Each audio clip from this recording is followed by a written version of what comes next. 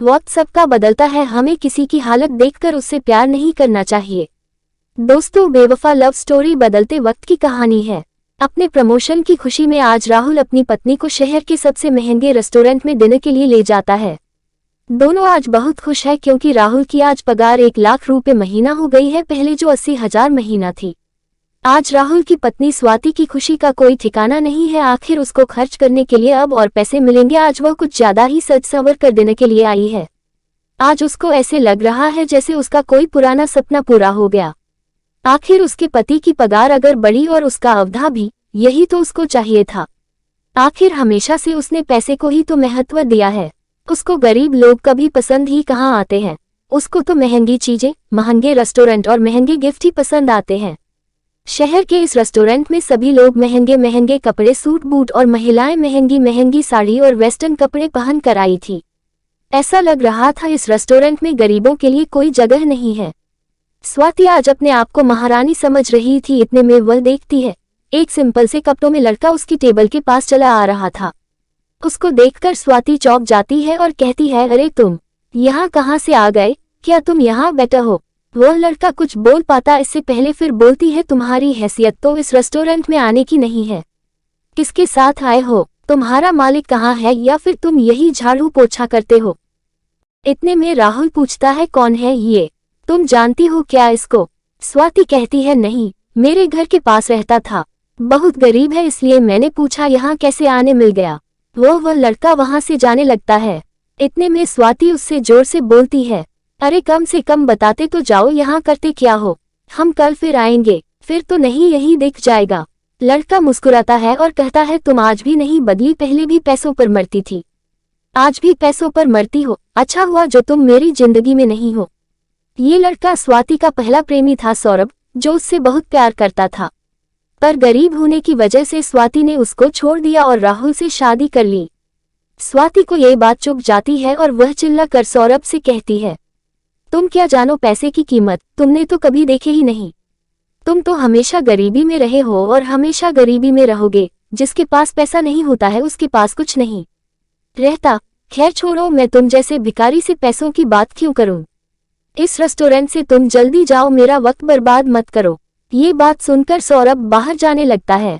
इतने में उस रेस्टोरेंट का मैनेजर आकर स्वाति से कहता है, आप प्लीज इस रेस्टोरेंट से बाहर निकल जाएं। आप यहाँ पर खाना नहीं खा सकते। क्यों नहीं खा सकते खाना? हमारे पास पैसे हैं, फ्री में खाने थोड़ी आए हैं। तुम्हारी हिम्मत कैसे हुई यह कहने की?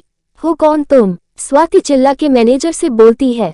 होटल मैनेजर स्वाति से बोलता है, प्लीज हम आपसे रिक्वेस्ट कर रहे, आप यहाँ से चले जाएंगे, अब आप यहाँ खाना नहीं खा सकते। देखते ही देखते कुछ बाउंसर उस टेबल के पास आ जाते हैं। ऐसा लग रहा था अगर अब स्वाति फिर चिल्लाती है तो दोनों को यह बाउंसर बाहर फेंक देंगे। इतने में सौरभ मैनेजर से कहता है, अरे इस सब की कोई जरूरत नहीं है, इनको शांति से खाना खाने दो और उसके बाद इन दोनों से बिल मत लेना, और हाँ ये ध्यान रहे अगली बार ये दोनों यहाँ ना आने पाए। स्वाति ये देखकर चौंक जाती है। वह मैनेजर सौरभ की बात इतनी आसानी से कैसे मान लेता है?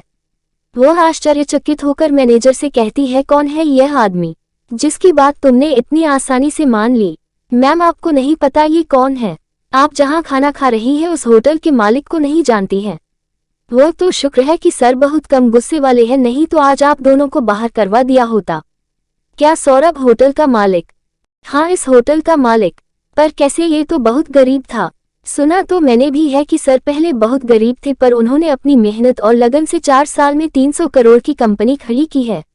उनका यह अकेला होटल नहीं है, उनके 10 होटल और इस शहर में है।